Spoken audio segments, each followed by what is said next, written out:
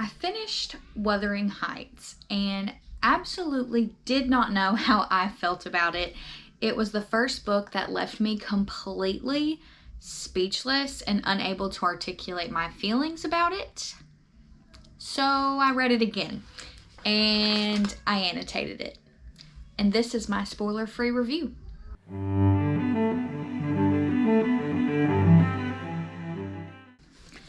Hello friends, and welcome to my channel. My name is Haley and I am a Christian wife, homeschooling mother of 3, out to redeem my very own literary education. And in order to do so, I am participating in Victober, which is an October reading challenge encouraging you to read Victorian literature. And what Victorian novel is better read in October than Wuthering Heights by Emily Bronte. This book has been on my shelves for years, but I have just never picked it up because I've always heard that the narration is strange. And I typically like books from first person point of view. I don't usually like letters and formats like that. And so it kind of made me stay away from this one for a long time. But I read Jane Eyre by Charlotte Bronte, which is absolutely my favorite book. And I want to give Emily Bronte her own due and give Wuthering Heights a try. So going into Wuthering Heights, because this is such a popular classic, I had some pre-assumptions about it that were dead wrong. But going in, I thought this was going to be a love story. I thought basically that it was going to be told, and I have no idea why, but through the heroine Kathy's perspective. I for some reason thought that she was an old lady recounting this story.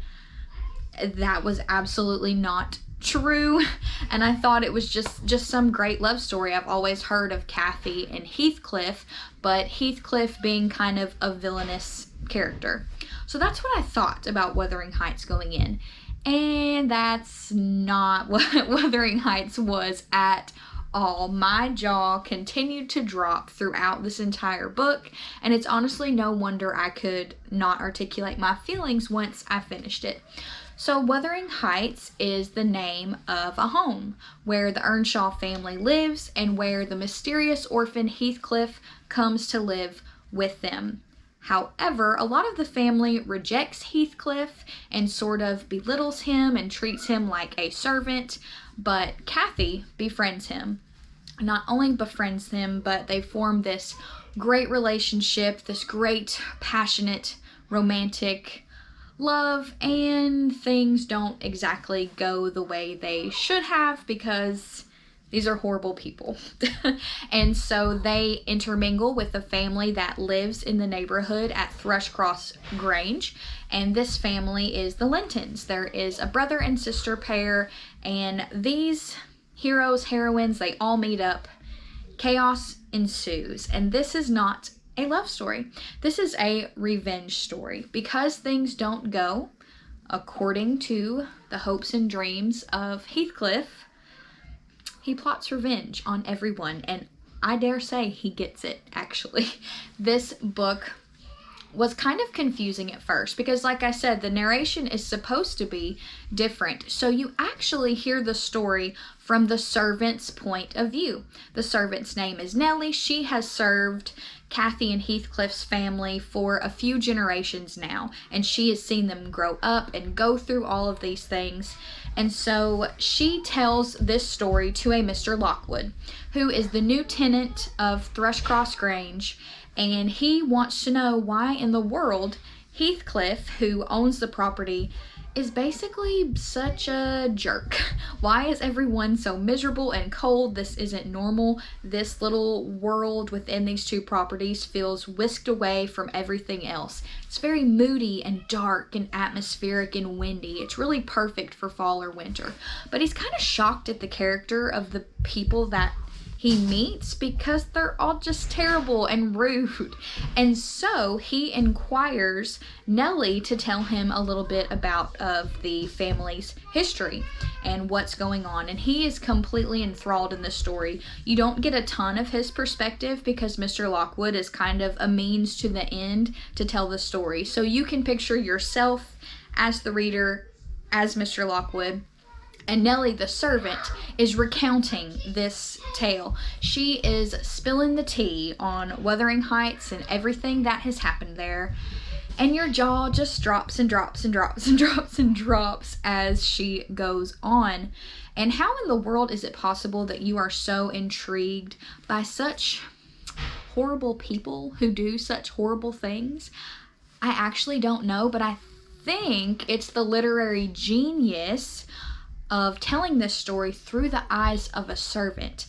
I can only imagine that if we had seen the story through Heathcliff and through Kathy's eyes, we genuinely would be mortified. I don't want to be in either of their heads. No, thank you. They are terrible people.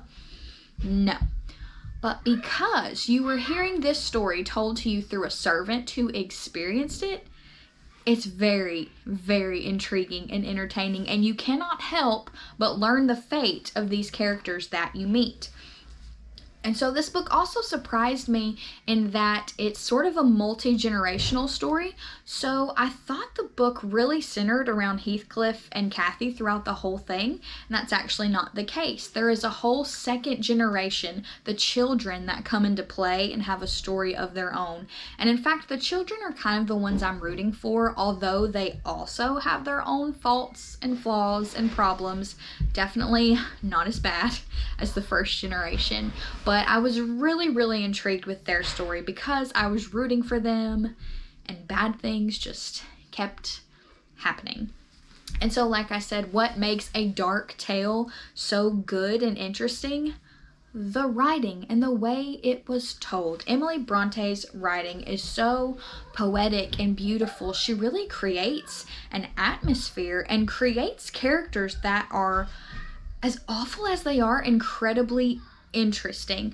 So Heathcliff in the book is described with very strong language. He's described as a goblin, a fiend, a villain, a vampire with basilisk eyes, and he's like a mad dog foaming at the mouth. Just intense and in a very violent way. And so how, as a Christian, can I read something like this and be okay with it and want to read it? Because there's definitely a lot of modern day books I don't want to read because I feel like I'm just convicted not to. But I didn't feel that way about Wuthering Heights because Nellie, the servant telling you this story, is a Christian, and she kind of stops and moralizes to these characters. She basically helped raise them, so they kind of have somewhat of a respect for her and her opinion in some ways, and she's constantly bringing up God to all of their horrible actions. However, what I actually like about Nellie, and this is something that a lot of people dislike about her character, is that she's also imperfect. So there are some times in this book where she makes some pretty poor judgments herself. And there's a point where she second guesses herself. Did I do the right thing or not? And that's incredibly human and incredibly Christian. Jesus is the only perfect Christian. The rest of us are not. And so Nellie, who has a pretty clear moral compass, also makes mistakes. But for the most part, she sees the story pretty rightly, and I found myself as a reader kind of on par with her sympathies, also with the moments where she didn't like how someone was acting, and she would sort of call these characters to repentance and bring God up. And she also speaks about death in a really beautiful way. So despite this being a pretty intense, I don't want to say too dark, because in comparison to a lot of modern books, I wouldn't call this dark. I would say it's okay if you're a Christian, if you still want to read this. It's just intense. There's a lot of light in it, and there is some hope, even though there is a continuing amount of despair. So when you go into the novel, just brace yourself for that. And I think that's also the reason why this book is so divisive. I think most people hate it because they hate the characters. and they hate the characters' actions. But I also feel like you're supposed to. I feel like if you read Wuthering Heights and you love these characters, something's maybe wrong. I don't know. But you're not supposed to really love the characters. You're supposed to love the story. And I could not put it down. I could not put it down. I'm telling you, it was not what I expected, but I'm glad I read it. So I listened to it on audiobook first, and I listened to the Audible version. Fantastic narration. She does all the voices so well, which is really great because since this deals with particularly only two families and second generations, you can start to get some of the character names confused because there are also some characters who have the same name. And so listening to a narrator tell the story helped me keep all of those in line. But reading the book, which I went back and did after listening to the audiobook, a family tree would be helpful if you don't want to be spoiled at all, which is how I was going into the book. I recommend not looking at the family tree until you need it. So if you feel like you're getting confused, if you feel like you need it, then look it up. But don't look at it before, because I think it will give some things away that you don't want to be spoiled. I think it's better going in this completely blind. I kind of wish I had known that this was not a love story, that it was a revenge story, so that I could be a bit prepared. But I also think that's why I was so shocked and couldn't articulate my feelings at the end. So hopefully this review is one that will help prepare you to read Wuthering Heights, so that you kind of know what you're getting into when you dive in, and yet I'm leaving room for the rest of it to just take its course as you read it. But this is the perfect book for fall or winter. So if it's the end of Victober and you haven't had a chance to pick up a book yet, don't stress about it. Wuthering Heights can be read definitely in the fall or winter months. The atmosphere is moody and bleak and windy and dark and gothic, and there are some semi-supernatural elements in it. However, the way Emily Bronte writes, you are kind of left to be the judge. As in, is that really something supernatural? Was that real? Or was just that the figment of imagination?